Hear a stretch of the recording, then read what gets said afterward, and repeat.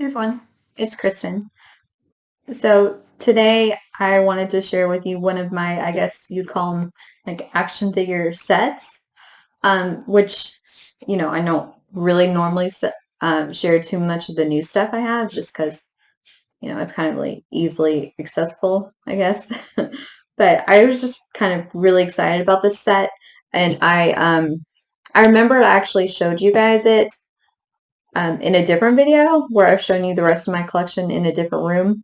And I looked back at that video, and the quality of that video is terrible. And I'm sorry, like, my phone's like, I think 3 years old. So the camera and, of course, especially the video, like, recorder, are not the greatest anymore. They're not up to par, I guess, with other phones. Um, one of these days I will get a new one, but I don't know. I haven't really needed a new one, so I just have kept my old one. I mean, it works for all the things I need, and except for obviously pictures and videos. Um, anyway, so this set is the Hellfire Club set, which, it on this it looks like a gate with their emblem on it, and you open it and you see a picture of, what they're calling the inner circle. Um, Jean Grey as Dark Phoenix, Sebastain Shaw, Emma Frost, Donald Pierce, and you come over here and you can see like individual portraits of Donald Pierce, who's the White Bishop, Emma Frost, the White Queen, Sebastain Shaw, the Black King. He's pretty much kind of the leader of the group, and Jean Grey as the Phoenix, which was the um the Black Queen. So just a teeny bit of background about the characters really quick. So Donald, the Hellfire Club was first debuted during the Phoenix Saga. Um, uh, Uncanny X-Men 129 was like the whisper of it, and then I think a couple issues later, like 132, you saw like the full characters. Um, so Donald Pierce, he used his money basically buy himself powers. He's a cyborg, and which was so basically, sorry, I keep jumping around. Basically, in order to get into this club, you either are like a legacy member, like your family has been in it, and it's all about wealth and influence and power, or you can kind of basically buy your way into it, or prove yourself. And during the uh, Phoenix Saga, that's what Mastermind was trying to do. Jason Wingard, he was trying to, basically get himself an in into this club that he really wanted to be in. And he tried to bring, Jean Grey Phoenix into the inner circle. Well, he did. He succeeded in that before she realized that she was being used. And that made the Phoenix part of her, of course, her psyche, like really, really upset. And that's basically pushed her over to the edge to become Dark Phoenix because she didn't like being used. Oh, and the fact that, in her, like in his, because he projects illusions. And with Emma Frost's help, he projected them right into Jean Grey's mind. So she had like false memories and she thought things were taking place that weren't really taking place. So he wasn't really a member. He was like a probationary member, which he was trying to, gain access to the group through his actions.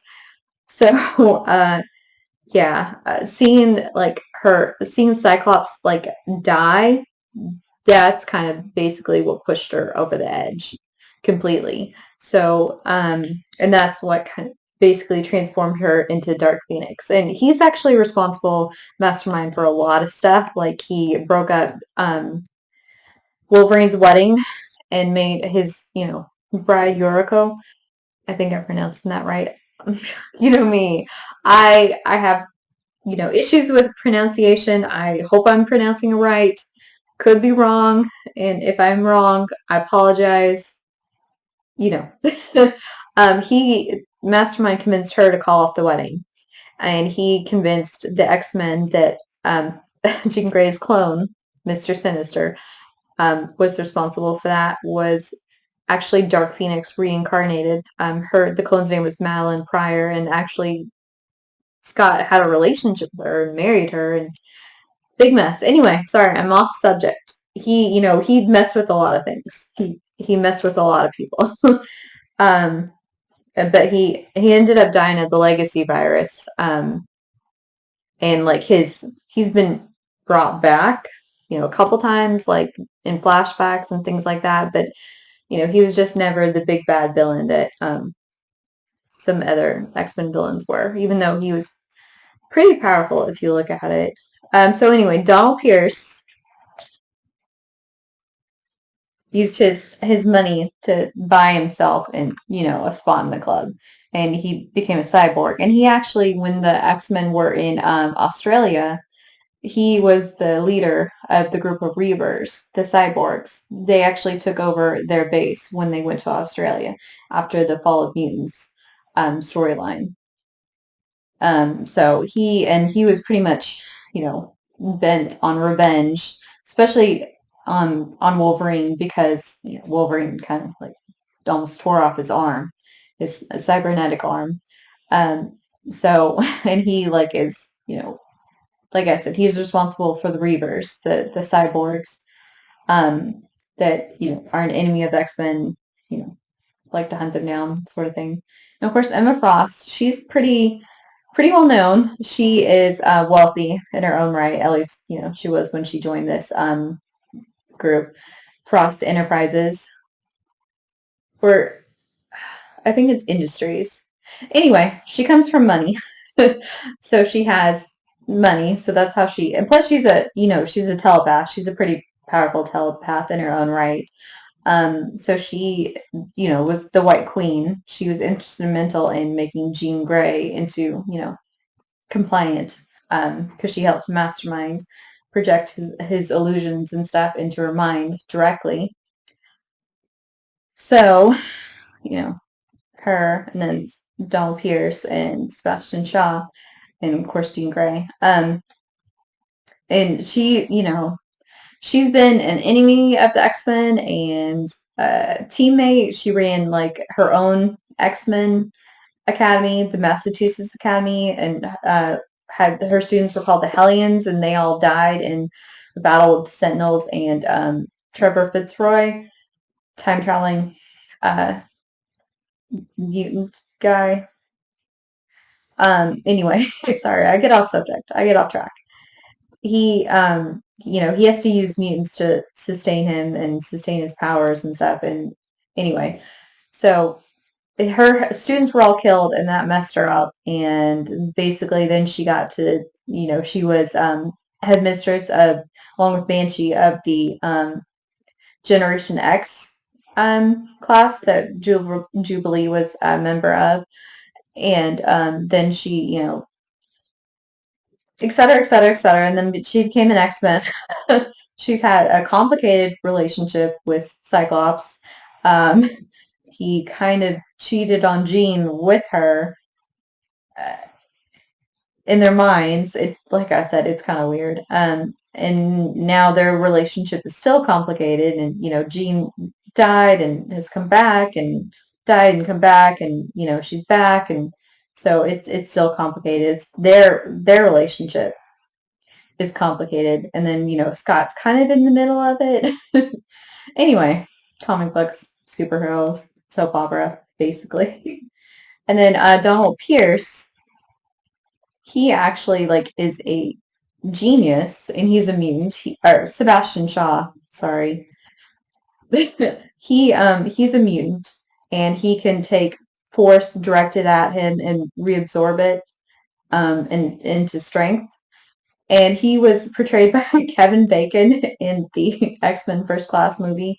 Emma Frost was in that movie too, White Queen. Um, I don't know. I mean, Kevin Bacon did a decent job, but it's hard to see Kevin Bacon as anyone but Kevin Bacon, you know. I mean, that's not a dig at Kevin Bacon. Like, I like him, but it's hard to see him as anyone but Kevin Bacon. So anyway, he's actually, like a genius. Um, he built his own company and, basically is a billionaire. So he's pretty much the leader of the, group. And that's why Henry Leland, Harry Leland, who's not pictured in here, which, that would, I guess, throw off the aesthetic of this because there's two portraits on each side. Um, he's like really good friends with Sebastain Shaw, which is why he's in the group, which makes sense. I mean, he's immune. He can make anything really heavy, like change the mass of anything, and make it heavier. And I mean, he's not an altogether guy though. I mean, he's a lawyer, but he's not like altogether. He doesn't have his life together. Let's just say that. And of course, Jean Grey, Phoenix, Dark Phoenix. That's most people know who that is. Like most people know that storyline. I mean, because it's a very iconic storyline. I mean, it's hard not to know about that storyline. And um, the Phoenix in one way or another keeps popping up. Like the Phoenix Force will pop up, and like Jean Grey's and Scott's daughter from the future. Um, Rachel, she's associated with the Phoenix a lot. So it just okay. Anyway, so this isn't the whole thing, although I just think this is really, really cool. Like, just that it looks like my bad. It looks like the gates to the Hellfire Club, and then you open it up, and here's like the living room or something, and the portraits are there, the individual portraits, and then the group portrait. And oh, ironically, like Warren Worthington, he's a member of the Hellfire Club, or he was, because he's a legacy member, like his dad and stuff. He was a member.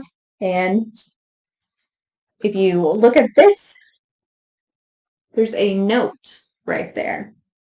It kind of reminds me of, you know, just, back in the olden days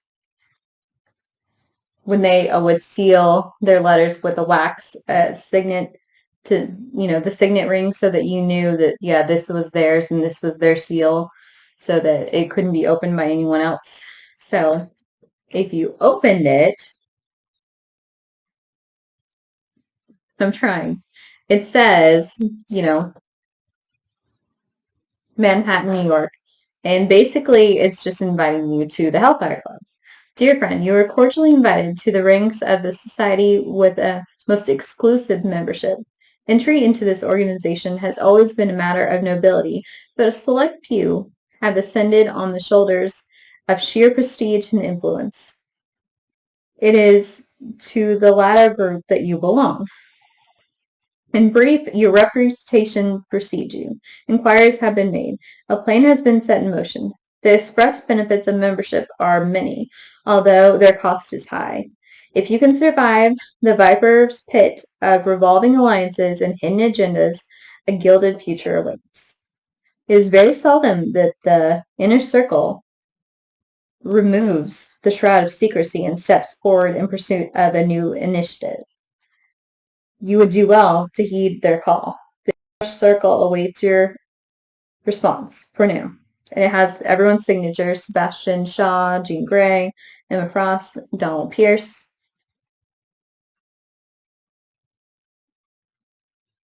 So I just think that's cool that they included that too.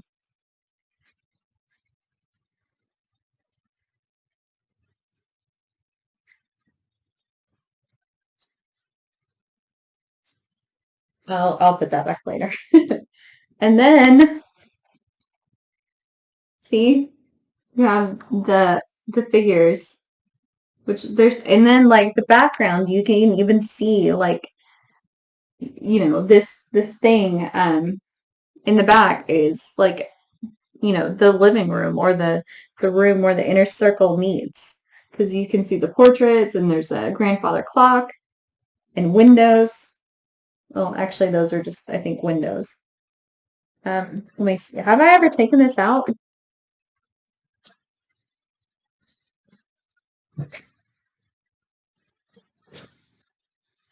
Oh, it's patched. Okay, so I don't want to like, you know, remove it just in case I mess it up. But yeah, it's really cool. Like, and there's like a book. They all have accessories, a book, and Emma Frost has Magneto's helmet. Um, and Donald Pierce has all these like weapons in different hands. Um, and Sebastain Shaw has, let's see what is this? Oh, Wolverine's mask. It's like a trophy, I guess. That's funny. I never noticed that before because it just looks yellow right there. And then, of course, Jean Grey has the Black Queen has a whip, and actually, if you see this head that is has this dark hair, you think, well, okay, who is that? Celine is actually the real Black Queen is actually the Black Queen. She is a mutant that they're not sure how old she is, but she's like really, really, really old. Like she could be one of the oldest mutants, in existence. She's like a psychic vampire. She feeds off of other humans usually, to, maintain her youth and her beauty. And she also is a sorceress. So she, like occult magic, she knows all kinds of stuff. She one of her recent storylines, she raised had like a entire undead army of mutants at her command. I mean, I didn't really read that storyline very closely because I don't like zombies. Not a big fan of zombies. I mean, so I didn't, that wasn't one of my favorite storylines. So I like kind of skimmed through it, read it, and was like, okay, we're done with that. Good deal. um, Yeah, but so I mean, she's just really powerful, and she's, kind of normally the Black Queen. But I just think this is so cool. I mean, and to have the figures look like this, like, they're in Victorian clothing because that's what they like to dress up at, for their club. Um, it's really cool. Like I really like the figures and how they're dressed and how they're made.